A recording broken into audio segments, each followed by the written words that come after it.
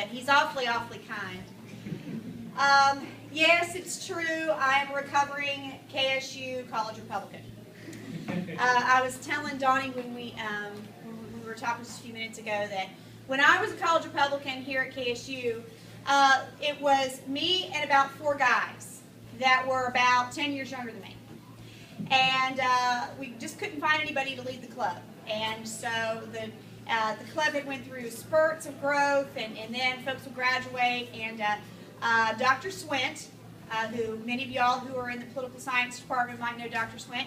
Dr. Swint was our faithful right-of-center professor within the political science department, and he was our faculty advisor for college Republicans, and he and some others encouraged me to try to kickstart the program, get it back going again, and then we did, and we recruited a lot of great students of all ages, and we're really proud of the work that we did. We were very involved when Newt Gingrich was Speaker of the House, and then left his speakership, and we did a lot of on-campus stunts, one of which, we call them stunts because they were stunts. I mean, to be real frank about it, they were stunts. We did a draft Newt campaign trying to get Speaker Gingrich to come and teach on campus because we knew that the chair at the time didn't care for him, and she didn't necessarily care for us rowdy Republican kids. So I had a great time as a CR. I encourage you guys while you're in school, especially while you're at Kennesaw, make the most of it. Do the most with the club. Make as many connections as you can. When I was a CR here at KSU, I was an intern in the State House. That was back when there was not a Republican in leadership in the State House. I will never forget when I went in for my intern interview, and the gal said to me, she said, you know, where would you like to go? Who would you like to be placed with? And I said, well, I'd like to be placed with a Republican. And she laughed and threw her head back, and she says, honey, we don't have any of those around here. And Tom Murphy was Speaker, and they put me with some Democrats who tried to recruit me to their side pretty much every day of the week.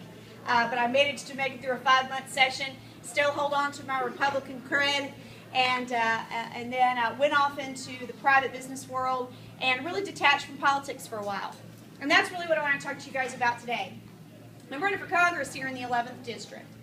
I am unique in some respects from an education standpoint. It's that KSU education I talk about. I paid for myself like many of you guys are doing right now.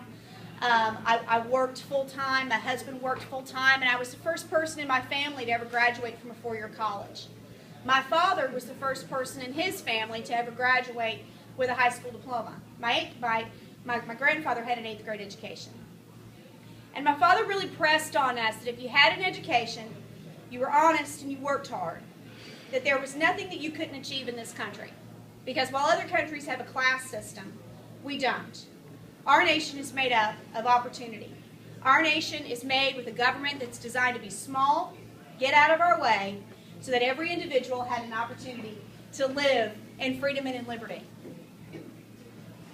Hello, Chairman Joe. How are you? Hello, fine. Sorry, Blake. You're good. It's good to see you. This is Joe Dendy, who's late for class. He's the chairman of the Cobb County Republican Party. And so he pressed that on me, and I decided that I was going to do whatever it took to go to college. My husband and I both worked full-time so that he could go to college down in Florida. And once we got him out of school, we both set the same goal, that we would be able to fund my education as well. So I made the most of my college experience from some of the things that I just told you all about. But simultaneously to that, we decided to start a business. My husband is a software designer by trade. I've always worked in businesses and small businesses, 3rd generation small business owner. And we decided to come up with, take an idea that we had, that we used to sit out on our driveway and map out software design products and come up with roadmaps of what we wanted to start, what we wanted to create. And we had an idea that we thought was pretty good, and we took it to some folks and got their opinion, and we realized that we were kind of onto something. Ourselves and our partner decided that we would take out the spare bedroom of our little house in Smyrna and we'd start a company there. So over the course of 2 years, we had employees running in and out of our house every day. We bootstrapped. In other words, whatever we made from consulting or whatever we brought into the company, that's what fed back into the company. I kept a full-time job, ran the books at night, paid the bills, and we grew that business over the course of 9 years. We signed Delta Airlines as our first client. We worked with companies like Walmart, Travelocity, NASCAR. And when we sold the company in 2006, we were incredibly blessed. We were blessed with timing, and we were blessed because we did those things that my father pressed upon me. We used our educations, we worked hard, and we were honest with people. When we sold that company, though, we looked back at all of the options that were in front of us. First of which would be to start another business. We funded ourselves. We had a team in place. We had great folks that supported us, and we had a client base. But the climate had changed. The business climate had changed. The regulatory climate had changed. And the world of technology, because of the things coming out of Washington, D.C., had made that change. So we got very involved in our community. I've worked here in Cobb County with organizations like Must Ministries, with the Cobb County Republican Party, with Wellstar and their foundation, their Cancer Council, which helps raise money for folks that can't afford advanced cancer treatment. And we kept waiting and looking. When would be the right time for us to strike out on our own? And I'll tell you, it's still a really tough environment out there.